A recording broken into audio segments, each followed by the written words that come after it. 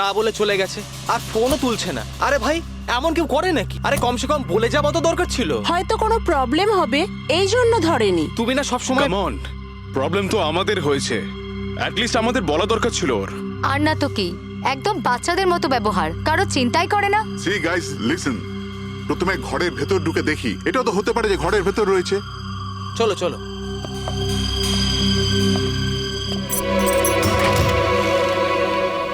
এখানে তো অন্ধকার কেন? আমি আলো জ্বালাচ্ছি।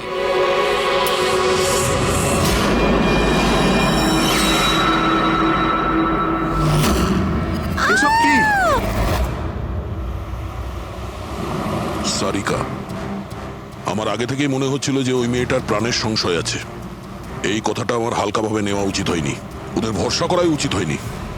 তুমি এত কেন ভয় পাচ্ছ? হয়তো মেয়েটা ঠিকই আছে। তুমি জানো না অভিজিৎ, এই মেয়েটার এমন একটা রোগ আছে যার কারণে যে কোনো সময় ওর জীবন যেতে পারে। কেউ যা খুশি করতে পারে ওর সঙ্গে, কিন্তু ও জানতেই পারবে না। জানতে পারবে না? স্যার, ওকে ঘুমাতে আছে? না, কমায় না, একটা অদ্ভুত রোগ। আমিও এই রোগের ব্যাপারে আগে কখনো শুনিনি। একটা অসুস্থ মেয়েকে তার পরিবারের লোক মারতে কেন চাইবে? যতটা আমি ওদেরকে চিনেছি, আমার মনে হচ্ছে যে ওদের ভাবসাব খুব একটা সুবিধার নয়। সারিকার সঙ্গে আমার কয়েকদিন আগেই দেখা হয়। একদিন আমি অফিস থেকে যখন বাড়ি যাচ্ছিলাম,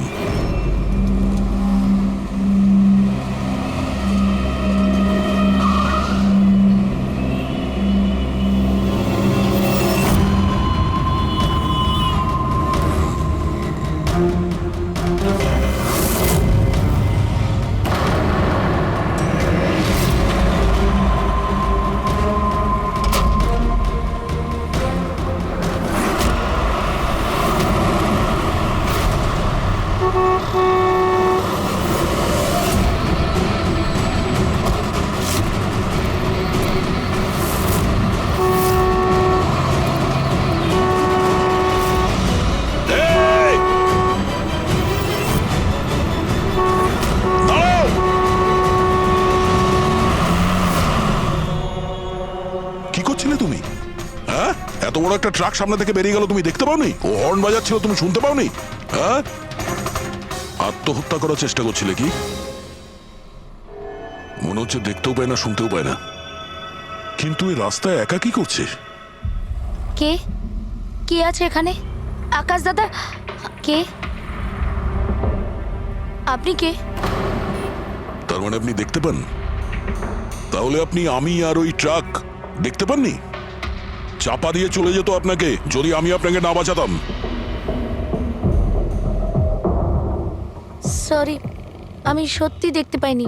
সারিকা, সারিকা তুমি ঠিক আছো তো?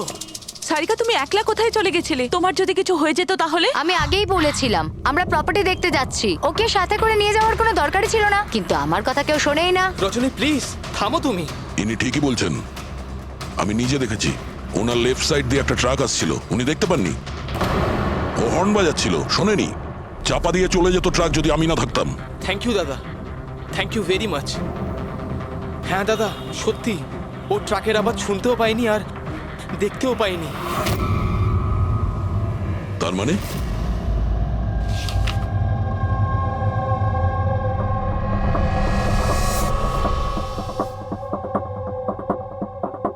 এইসব আপনি, মানে আপনার শুধু জিনিস আর সবার এই এই ডান দিকটা নজরে আসে না, শুধু বাঁ দিকটা নজরে আসে? হ্যাঁ স্যার। তার মানে এই মুহূর্তে আমি আপনার সামনে আছি, আপনি আমার অর্ধেকটা দেখতে পাচ্ছেন, আমার এই ডান দিকটা আপনি দেখতে পাচ্ছেন না? না স্যার, দেখতে পাই না।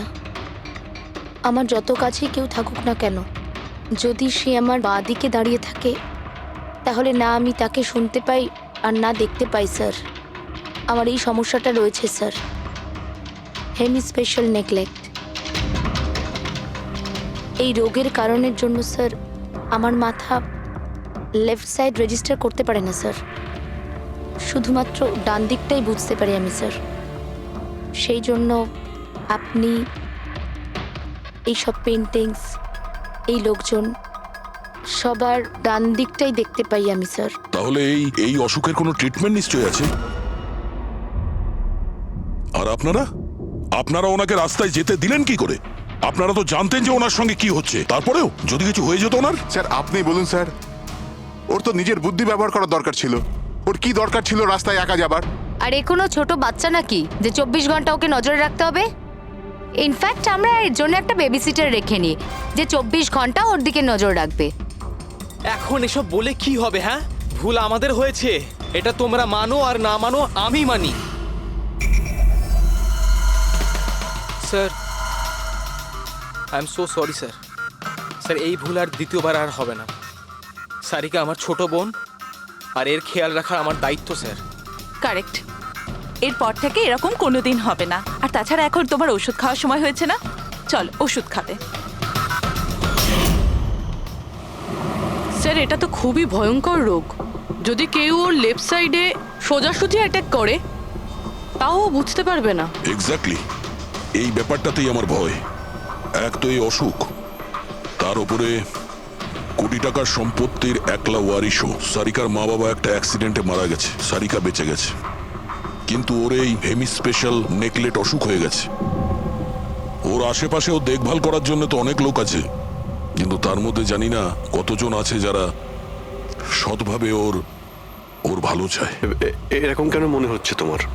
অভিজিৎ, ওই উইল অনুযায়ী সারিকার পরে পুরো সম্পত্তি এই আত্মীয়দেরই পাওয়ার কথা। আর আমার প্রথম থেকেই এদেরকে খুব একটা ভালো লাগছে না।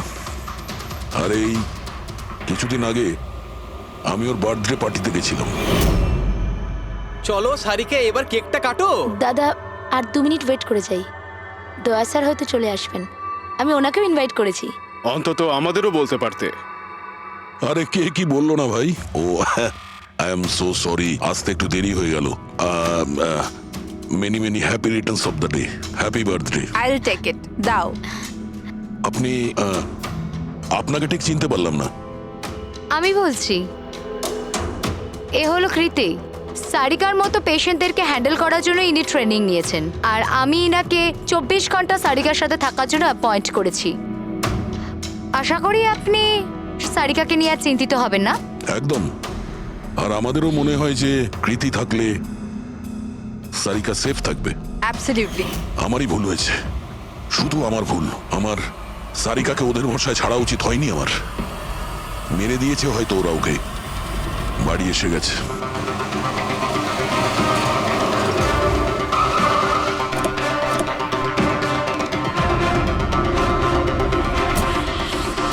কোথায় ও? হ্যাঁ, কি করেছো তোমরা ওর সাথে?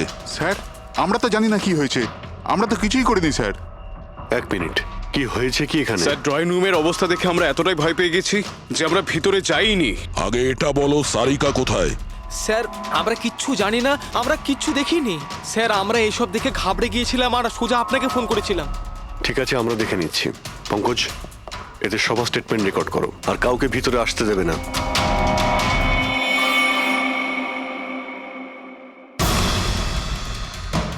সারিকা, সারিকা, কেউ আছেন? এখানে তো মনে হচ্ছে অনেক কিছুই হয়েছে। এত রক্ত তো কোনো একজনের হতেই পারে না।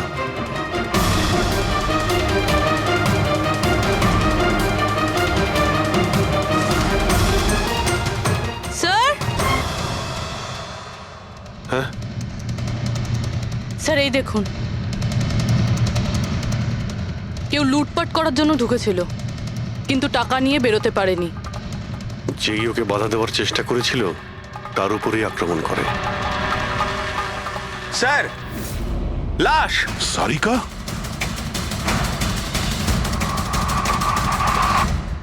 ও নো। মানালি তো এ। এরপর থেকে এরকম কোনোদিন হবে না। আর তাছাড়া এখন তোমার ওষুধ খাওয়ার সময় হয়েছে না। সারিকার ছোট বৌদি, জয়ন্তর স্ত্রী। তাহলে ও কোথায় আছে?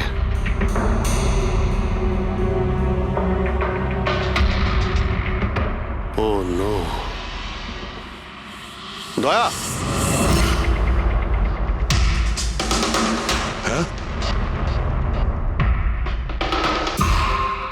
এ হলো কৃতি। সারিকার মতো পেশেন্টদেরকে হ্যান্ডেল করার জন্য ইনি ট্রেনিং নিয়েছেন। এটা তো কৃতি। তুমি চেনো? হ্যাঁ, কৃতি স্যার, পালস চলছে, এখনো বেঁচে আছে। এ সারিকার রুমের বাইরে। সারিকা,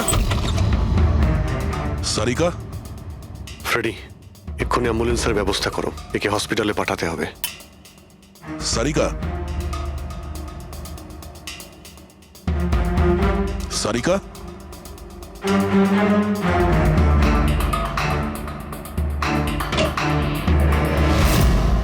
সারিকা, সারিকা, অভিজিৎ, না না না না না, কিছু নেই, কিছু নেই। Relax, আমরা relax. সিআইডি থেকে এসো, রিল্যাক্স বাইরে রিল্যাক্স এসো, বাইরে এসো, বাইরে এসো। রবি, এসো। সাবধানে। তুমি ঠিক আছো তো? বসো, এখানে বসো। থ্যাংক গড একে পাওয়া গেছে। তুমি ঠিক আছো? সবাইকে মেরে দিয়েছে, সবাইকে মেরে দিয়েছে স্যার। এক মিনিট, এক মিনিট। কে করেছে এসব? কে ছিল সে? দয়া স্যার, কি হয়েছিল? স্যার সবাইকে মেরে দিয়েছে স্যার, কে? মেরে দিয়েছে, কে? কে মেরেছে? মেরে দিয়েছে স্যার। আমার মনে হয় এক্ষুনি একে হসপিটালে পাঠানো উচিত, ওর মানসিক অবস্থা ঠিক নেই। হ্যাঁ, ঠিক হবে। মনে হচ্ছে শক পেয়েছে। রবি, তোলো একে। ওঠো, ওঠো। আমার সাথে এসো।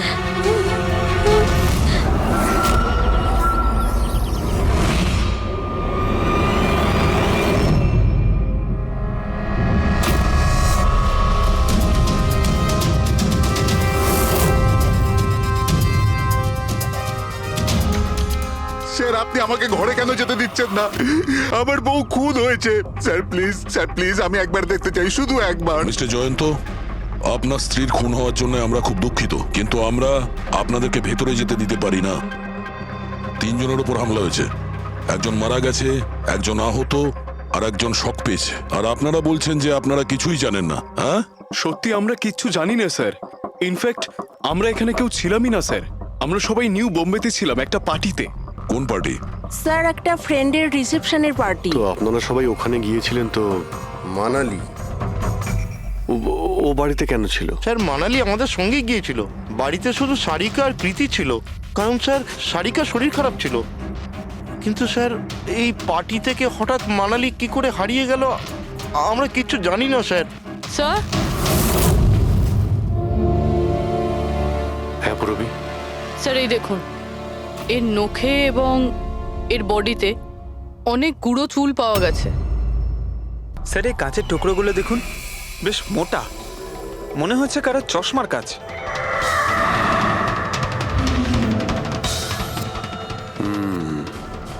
চশমারই মনে হচ্ছে। রেখে দাও সাবধানে। এই টেনে নিয়ে যাওয়ার চিহ্নের সঙ্গে রক্তের ফোঁটা।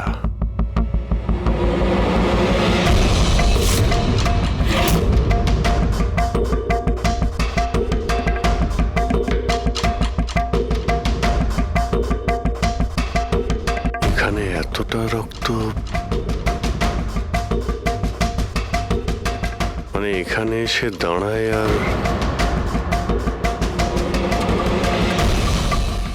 বাইকের চাকার দাগ।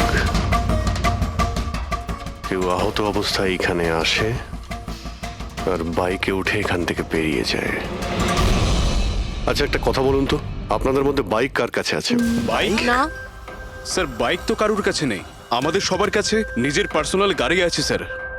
এই বাড়িতে টোটাল 5টা কার আছে স্যার। কিন্তু অভিজিৎ, এটা কেন জিজ্ঞাসা করছো? কারণ কেউ খুবই আহত অবস্থায় বাইকে উঠে এখান থেকে চলে গেছে, আর আমার পুরো বিশ্বাস যে খুনি সেই। আই থিঙ্ক এর জবাব সারিকাই দিতে পারবে। ওর জ্ঞানটা একবার ফিরে আসুক। বাই দ্য ওয়ে, আপনাদের মধ্যে কি কারো চোট বা আঘাত লেগেছিল? আঘাত আমাদের? স্যার আপনার কথার মানে কি? আমাদের কেন চোট লাগবে? আপনারা আমাদেরকে সন্দেহ করছেন? যতক্ষণ এই কেসটা সলভ না হবে আমরা সবার উপরেই সন্দেহ করব। আর আপনারা যদি আমাদের সঙ্গে সহযোগিতা না করেন তাহলে আমাদের সন্দেহ আরো বেড়ে যাবে। হ্যাঁ, তাই প্লিজ কোঅপারেট।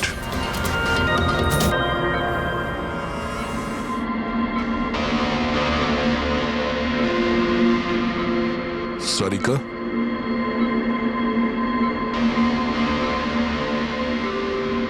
আচ্ছা তুমি কি ঠিক আছো?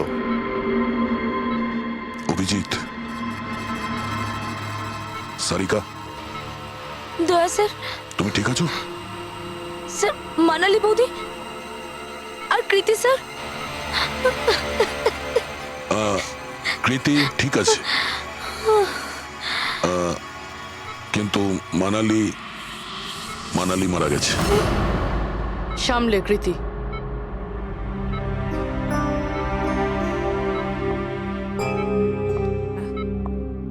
কৃতি,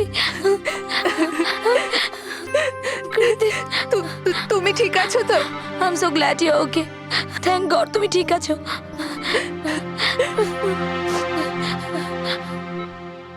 আচ্ছা, কাল এক্স্যাক্টলি কি হয়েছিল তুমি বলতে পারবে?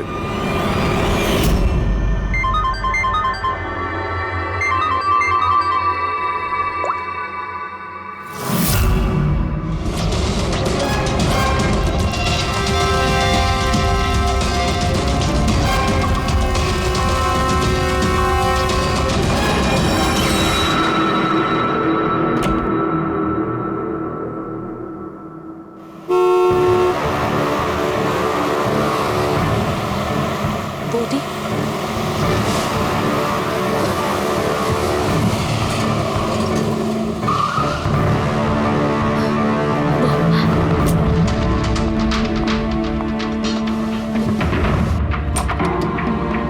সারিকা,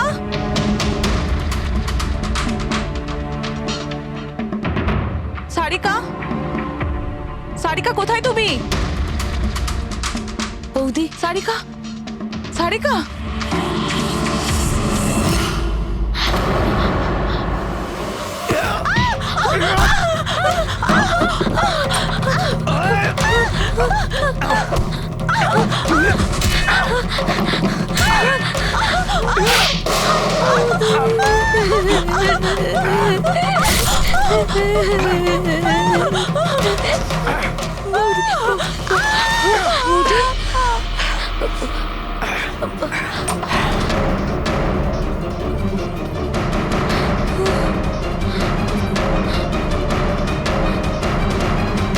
কৃতি, কৃতি, কৃতি। তো তুমি ওনার দরজাতে ধাক্কা দিয়েছিলে। তো কৃতি, আপনি কি দেখেছিলেন? আপনার উপরে আক্রমণ কি করে হলো? সারিকার জোরে চিৎকারের আওয়াজ পেলাম, আমি তখনই ঘর থেকে বাইরে আসি। সারিকা, এইসব কি করে? কৃতি, কৃতি, সারিকা তুমি ঠিক আছো তো? কৃতি, আমি আমি আমার রুমে। কৃতি, আমি এখানে। Okay okay okay Sarika, you don't worry, I am coming. Kriti সাবধানে, খুনি এখনো বাড়িতেই আছে। খুনি? সারিকা, তুমি ওকে দেখেছো যে কৃতির ওপর হামলা করেছে? হ্যাঁ স্যার, আমি দেখেছিলাম। সারিকা, সারিকা,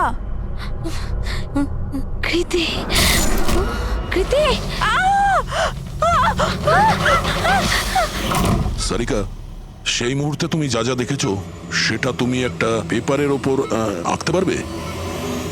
হ্যাঁ স্যার, যখন আমি ওনাকে মানালি বৌদির পেছনে দেখেছিলাম তখন খুব ভয় পেয়ে গেছিলাম। আমি শুধু ওই মুখটার একটা ঝলক দেখতে পেয়েছিলাম স্যার। যখন আমি আবার দেখি তো তখন আমি শুধু হাতটুকু দেখতে পাই। কৃতি আমার দিকে আসছিল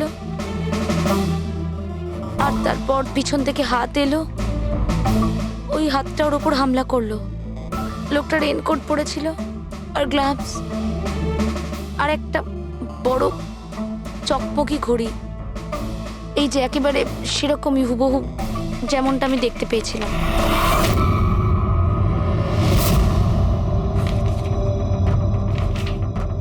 আই হোপ এই অর্ধেক ছবিগুলো দিয়ে আপনারা কিছু উপকার পেয়ে যাবেন হয়তো। চিন্তা করো না, এই অসম্পূর্ণ ছবিটা আমরা কমপ্লিট করব। ফেডরিক, মনোহরের কাছে এই পেন্টিং গুলো নিয়ে যাও আর বলো যে এই স্কেচ যেন কমপ্লিট করে।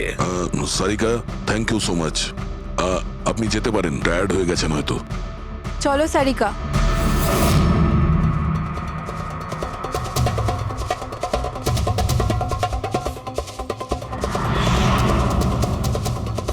এই লোকটাকে তো আগে কখনো দেখিনি স্যার। হতে পারে শুধু এই কাজের জন্যই হায়ার করা হয়েছিল। আর ঠিক সময়ে মানালি ওর প্ল্যানটা ভেস্তে দিল। খুব খুব মন দিয়ে দেখো এই স্কেচটা।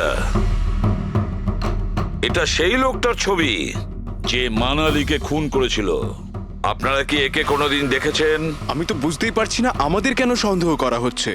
এক্স্যাক্টলি, আমরা সবাই সারিকার আপনজন, আর আজ আমরা বিজনেসের সব কাজ ছেড়ে এখানে এসেছি শুধুমাত্র সারিকার জন্য। আর আপনাদের মনে হচ্ছে আমরা ওকে মারতে চাইছি? স্যার যে মারা গেছে ও আমার বউ স্যার, আর সারিকা আমার বোনের মতো। স্যার আমি যখন খুব ছোট ছিলাম আমার বাবা মা মারা গিয়েছিল। সারিকার বাবা মাই আমাকে আদর যত্ন করে বড় করে তুলেছে। আমি আজ যা কিছু হয়েছি ওনাদের দুজনের জন্যই হয়েছি। আর স্যার আমি সারিকাকে আমার নিজের প্রাণের চেয়েও বেশি ভালোবাসি। এক্স্যাক্টলি, এক তো আমরা ওর জন্য নার্স রাখলাম, আর আপনারা সবাই আমাদেরকেই সন্দেহ করছেন। হ্যাঁ, সন্দেহ করছি তোমাদের সবাইকে। আমি নিজের চোখে দেখেছি কতটা ভালোবাসো তোমরা ওকে। আপনারা সবাই ভালোভাবেই জানেন যদি ওই বেচারির কিছু হয় তাহলে ওর কয়েকশো কোটি টাকার সম্পত্তির তোমাদের সবার মধ্যে ভাগ হবে।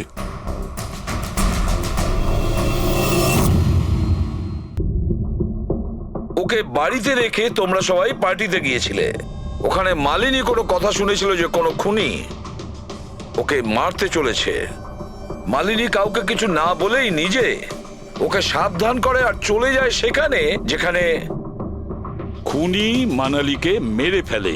আর যদিও পার্টিতে এই কথাটা শুনে থাকে তাহলে আপনাদের মধ্যে কেউ হবে? কেউ না? ঠিক আছে, তোমরা এখন যেতে পারো, কিন্তু একটা কথা ভালো করে মনে রাখবে, আমাদের কড়া নজর থাকবে তোমাদের উপরে। অভিজিৎ, দয়া ও বলছিল মানালি ওকে ফোন করেছিল যে মানালি পুলিশ নিয়ে ওর বাড়িতে পৌঁছচ্ছে। এক্স্যাক্টলি স্যার, কিন্তু ও না আমাদের সঙ্গে কন্ট্যাক্ট করেছে না পুলিশের সঙ্গে। হতে পারে কেউ ওর পিছু নিয়েছিল, তাই হয়তো ভয় পেয়ে গিয়েছিল। একটা কাজ করি আমরা, পঙ্কজ পুরবী, ওই পার্টিতে যে কয়জন লোক এসেছিল ওদের প্রত্যেকের নাম আর ফোন নাম্বার বের করো, আর খোঁজ নাও ওই রাতে মানালির বাড়ির আশেপাশে ওদের মধ্যে কার ফোন অ্যাক্টিভ ছিল।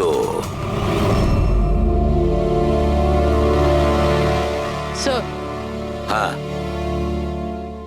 স্যার ওই রাতে ওখানে 250 লোক ছিল, কিন্তু স্যার একজন হচ্ছে ঈশান। ওই রাত্রেও পার্টিতে ছিল, আর ওখান থেকে ও সারিকার বাড়ির দিকে গেল যখন মানালি পার্টি ছেড়ে গেল। আর ফোন ওখানেই বন্ধ হয়ে যায় ওদের বাড়িতে। স্যার আর একটা আজব ঘটনা ঘটেছে। মানালি সেই রাতে ওই বাড়িতে ফোন করেইনি, বরং সেখান থেকে ব্যান্ড্রায় গিয়েছিল কোয়াড্রাম, আর তারপর থেকে ফোনটা সুইচড অফ। মানালির সেল ফোন তোর কাছেই ছিল ওই ক্রাইম সিনে।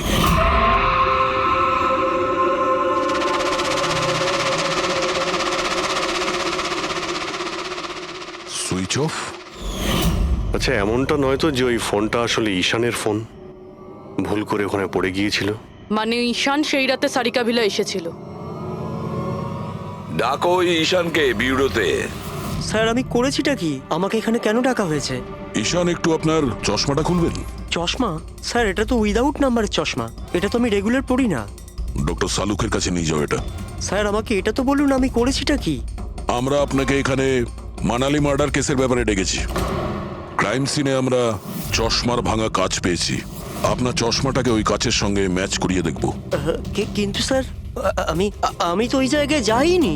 যদি তুমি নাই গিয়ে থাকো তাহলে তোমার ফোন ওখানে ওই ভিলাতে কি করছিল? আর মানালির ফোন তোমার বাড়িতে মানরাতে কিভাবে পৌঁছলো? ওই স্যার পার্টিতে আমাদের ফোন এক্সচেঞ্জ হয়ে গেছিল, কারণ আমাদের ফোন দুটো এক।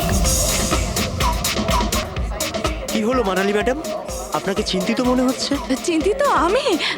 না তো, আসলে আমি ওই জয়ন্ত আর আকাশকে খুঁজছিলাম। আপনি ওদের কোথাও দেখেছেন? হ্যাঁ, ওরা দুজন ভেতরেই হবে। আসলে কি হয়েছে, এত চেঁচামেচি আর এই ডিস্কোতে আমি কিছু বুঝেই উঠতে পারছি না। আপনি প্লিজ আমাকে একটু হেল্প করে দেবেন ওদের খুঁজে পেতে? আমি ওদের ভেতর থেকে আপনার কাছে পাঠাচ্ছি।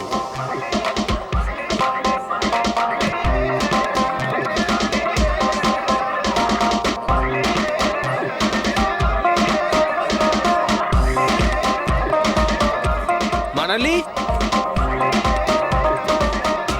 ঈশান, তুমি তো বলছিলে মানালি খুঁজছে আমাদের। কোথায় মানালি? আরে এক্ষুনি তো এখানেই ছিলেন মানালি, কি জানি কোথায় চলে গেলেন। ওই দিকটা কি দেখি, চলো। স্যার আমার ফোন সুইচ অফ ছিল। এই জন্য আমি মানালিকে বলতে পারি। সেই কারণে মানালি পুলিশকে ফোন করতে পারেনি। স্যার আমাকে বিশ্বাস করুন, আমি খুন করিনি। খুনি না হলেও খুনির সঙ্গী তো হতে পারো, যে ওখানে ওই পার্টিতে উপস্থিত ছিল। তুমি পার্টিতে মালিনীর সমস্ত কথা শোনো, আর যখনই মানালি ওখান থেকে বেরোয় তুমি মানালির পিছু নাও। কোনো কায়দা করে তুমি মানালির ফোন তোমার বাড়ি ব্যান্দ্রাতে পাঠিয়ে দিলে, আর ওখানে পাওয়া চশমার কাঁচের টুকরো, আমাদের সন্দেহ ওটা তোমার চশমার। রিপোর্ট তো আমরা পেয়েই যাব আমাদের ফরেন্সিক ল্যাব থেকে। ঈশান শুধু ঈশানের কাছে কোনো কারণ নেই, কিন্তু সবার কাছেই কোনো না কোনো কারণ আছে সারিকাকে মারার জন্য। দিয়া আর অভয়, এদের দুজনের তো টাকার খুব প্রয়োজন ছিল, হতে পারে এরা দুজন করেছে। আর এদের প্রত্যেকের কাছে একটাই অজুহাত আছে যে ওরা রিসেপশনের পার্টিতে ছিল। স্যার এরা সবাই ওই রিসেপশন পার্টিতে প্রেজেন্ট ছিল, কিন্তু কোনো একজন খুনিকে ফোন করে সারিকা ভিলায় যেতে বলেছিল লেফট দিয়ে, যাতে সারিকা কিছু বুঝতে না পারে। তারপর সারিকাকে মারবে, কৃতিকে মারবে, আর সবাই ভাববে দেখে যেন মনে হয় চুরি করার উদ্দেশ্যে খুনটা হয়েছে। আর এই সব কিছুই মালিনী শুনে ফেলে। তারপর ননদকে বাঁচানোর জন্য ও বাড়ি ফিরে আসে, কিন্তু ও সেখানে খুন হয়। কিন্তু মারা যাওয়ার আগে ও খুনিকে আহত করেছিল। খুনি যাওয়ার সময় কৃতির উপরে হামলা করে, লুটের মাল আর ননদকে ফেলে তারপরে সে বাইকে করে পালিয়ে যায়। শুধু একবার এই খুনির ব্যাপারে কিছু যদি জানতে পারি না, কিছু, তাহলে ধরে নাও মাস্টার মাইন্ড আমাদের হাতে। স্যার খুনির বাইকের টায়ারের চিহ্ন, আশেপাশে পড়ে থাকা রক্তের ফোঁটা সব চেক করেছি, কিন্তু কিচ্ছু জানতে পারিনি। স্যার মনে হয় যে খুনির কোনো পাস্ট রেকর্ড নেই। এর মানে হলো খুনি কোনো পেশাদার অপরাধী নয়। স্যার মানালির জামা কাপড় থেকে আর নখ থেকে যে চুলগুলো পাওয়া গেছে, সালুনকে স্যার সেটা টেস্ট করছে, হয়তো কিছু পাওয়া যাবে।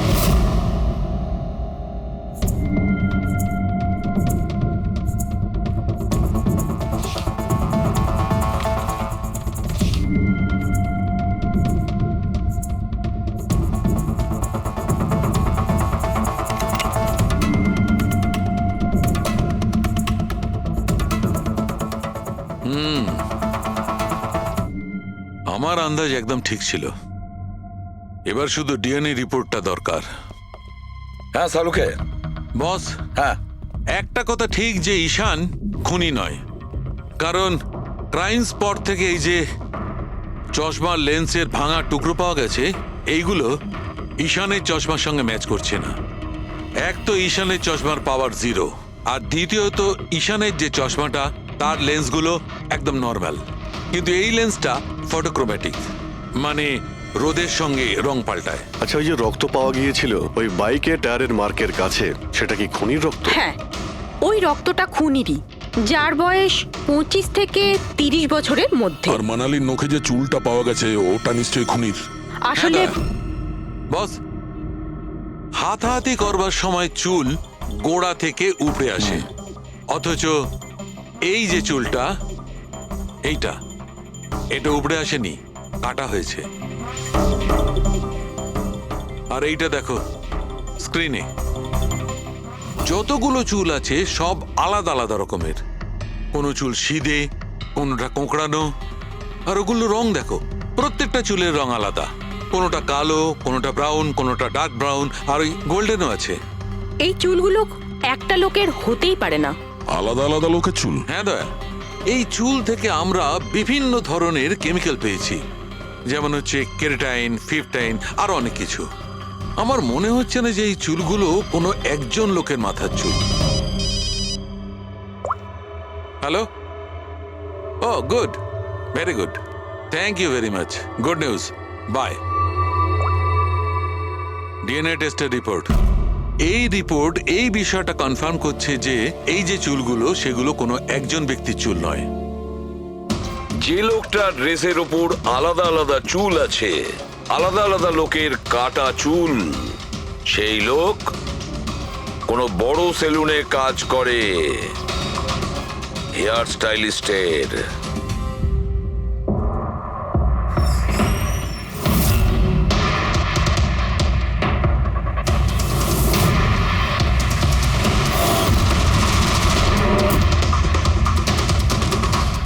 স্যার এ তো বিমল, আমাদের স্পায়ের স্টার হেয়ার স্টাইলিস্ট। স্যার এখানে যেই আসুক না কেন সবাই ওর কাছেই হেয়ার স্টাইল করতে চাইতো। কিন্তু স্যার এই কিছুদিন ধরেই হলো এই টাকা পয়সা নিয়ে ভীষণ চিন্তিত থাকতো। এর জুয়া খেলার খুব অভ্যাস ছিল। কিন্তু স্যার এই খুন করবে এটা স্যার আমি একদম ভাবতেই পারছি না। যাই হোক, এখনো কোথায় আছে বলতে স্যার পারবেন? একে এখন কোথায় পাবেন এটা আমি বলতে পারবো না, তবে কিছুদিন যাবত এখানেও কাজে আসছে না, আর না ও আমার ফোন তুলছে। আপনি ওর ফোন নাম্বার আর অ্যাড্রেসটা দিন আমাদের। হ্যাঁ স্যার, আমি এখনই আনছি।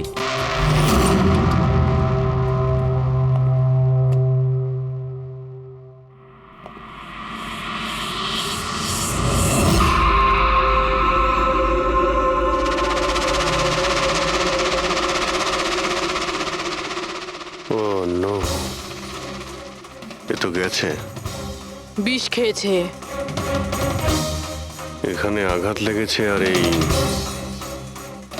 এই কাঁধেও নখের চিহ্ন। মানে এই হলো সেই যে মানালিকে খুন করেছে। দেখো কিছু পাওয়া যায় কিনা।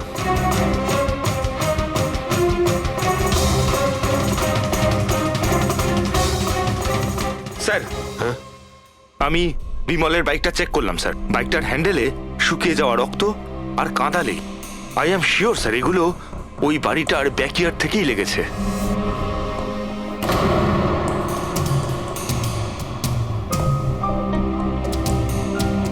স্যার, স্যার এই ভেঙে যাওয়া চশমা আর এই রেনকোট পেয়েছি। রেনকোটে রক্ত লেগে আছে।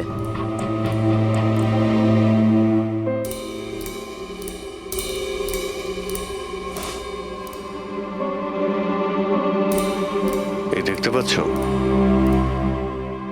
বাঁ হাতে ঘড়ি। হ্যাঁ, তাহলে স্যার যদি বিমল বাঁ হাতে ঘড়ি পরতো তাহলে ও কি করে বলল যে ডান হাতে ঘড়ি পরা ছিল?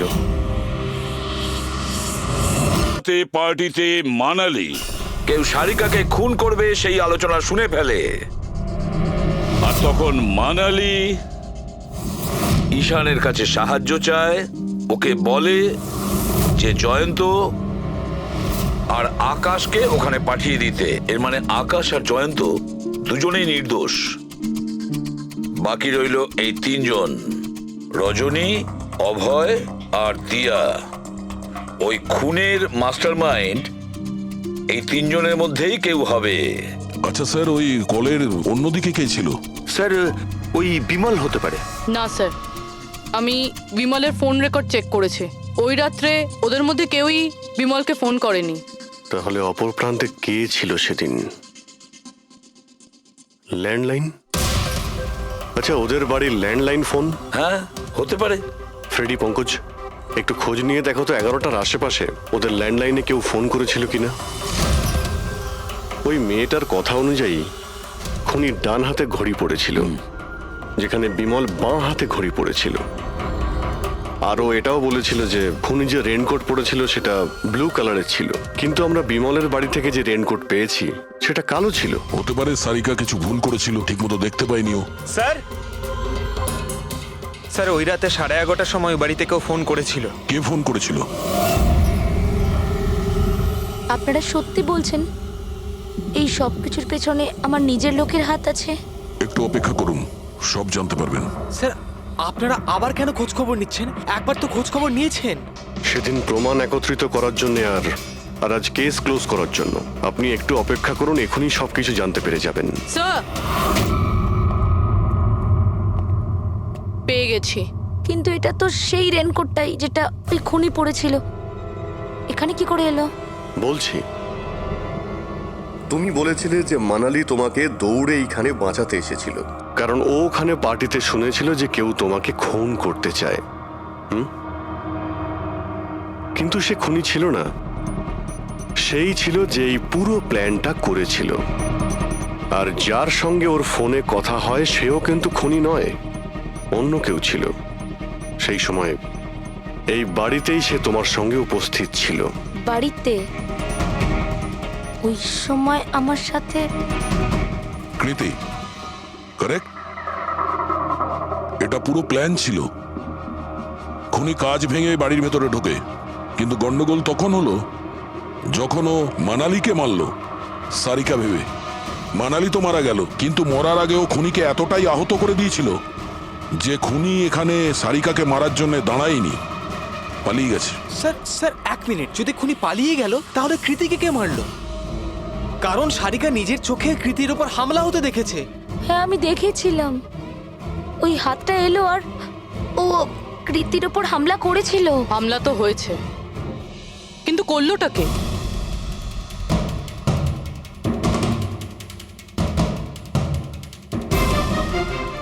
আপনারা সবাই আমাকে এভাবে কেন দেখছেন? এর উত্তর তো শুধু তুমিই দিতে পারবে কৃতি। ও রাত ঠিক 10:30টার সময় শুয়ে পড়েছিল। আর মানালি কাউকে ফোনে কথা বলতে শুনেছিল রাত 11:10 আর সেই ফোনটা এসেছিল এই বাড়ির ল্যান্ডলাইনে। কে রিসিভ করেছিল সেই কলটা? যদি আমরা এটা মেনেও নিই যে বিমল তোমার ওপর হামলা করেছে, তাহলে ও তোমাকে বাঁচিয়ে রাখলো কেন? ও মানালিকে এত নৃশংসভাবে মারলো, আর তোমাকে শুধু এই একটা আঘাত কেন? ও সারিকাকে কেন মারলো না? আর এই চুরি করা টাকা ছেড়ে পালালো কেন? আর সব থেকে বড় প্রশ্ন, ও খুনিকে এই ব্লু কালারের জ্যাকেট পরে থাকতে কি করে দেখলো? কি করে দেখলো সেই ঘড়িটা, যা বিমল লেফট হ্যান্ডে পড়তো, রাইট হ্যান্ডে নয়? বিমলের রেইনকোটের কালার ছিল ব্ল্যাক।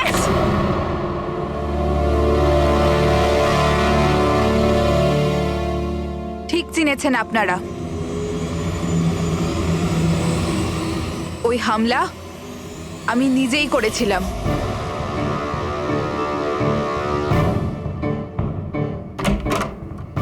সারিকা, সারিকা কোথায় তুমি? মানালি এখানে এই সময়? Sarika,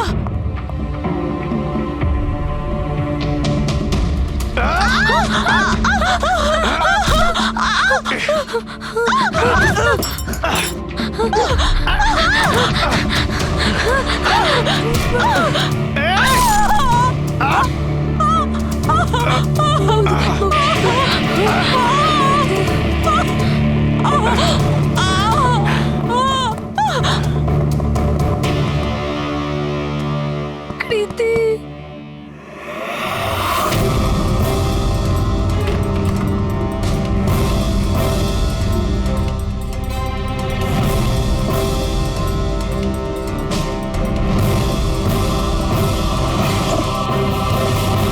I am coming, Sarika, don't worry.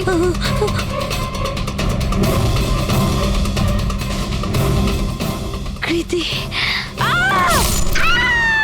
কারণ আমি চাইনি কেউ আমার উপর সন্দেহ করুক। আর তুমি যখন এত কিছু বলেই দিলে, তখন ওই মাস্টার মাইন্ডের নামটাও বলে দাও। হ্যাঁ, আর তুমি যদি বলো ওর নামটা আমি বলে দিই, যে মানালিকে মেরেছে আর সারিকাকে মারতে পারতো। কি রজনী দেবী, আপনি জানেন আমরা কার কথা বলছি? রজনী তুমি? হ্যালো, কিলার শার্প 11:30টায় পৌঁছে যাবে। সারিকার খেলা শেষ, যে কোনো মূল্যে করতেই হবে। ওই আমার বাকি টাকাটা? তুমি তোমার পয়সা পেয়ে যাবে। ওকে।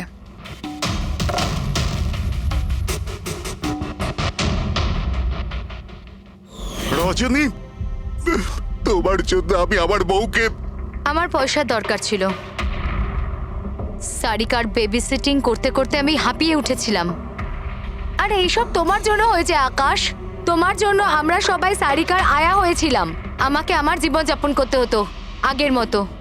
এই জন্য আমি প্ল্যান করেছিলাম, আর কৃতিকে বাড়িতে নিয়ে এসেছিলাম। পার্টিতে যাওয়াও আগে থেকেই ঠিক ছিল, যাতে আমি সময় পাই প্ল্যান করার।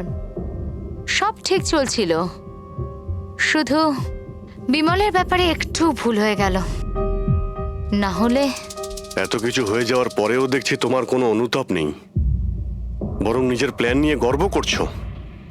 তুমি অনেক সময় পাবে নিজের প্ল্যানের ভুল ত্রুটি ধরার, কারণ তোমার এই বাকি জীবন এবার তোমাকে জেলের মধ্যে বসেই কাটাতে হবে।